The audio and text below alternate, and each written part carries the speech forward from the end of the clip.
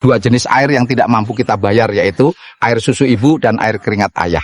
Dan semoga kedua orang tua kita menjadi ahli surga. Amin. Kita tumbuh dari doa-doa ibu yang larut dalam air susunya, dan dari lelahnya ayah yang terbasuh dalam peluh keringatnya. Dua cairan suci ini adalah fondasi hidup kita, yang harganya melampaui permata manapun di dunia.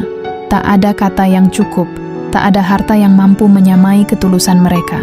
Di sujud yang panjang, kita titipkan rindu dan pinta. Semoga Allah menghadiahi mereka mahkota kemuliaan di surga, sebagai balasan atas setiap tetes kasih sayang yang telah mereka curahkan tanpa sisa. Amin.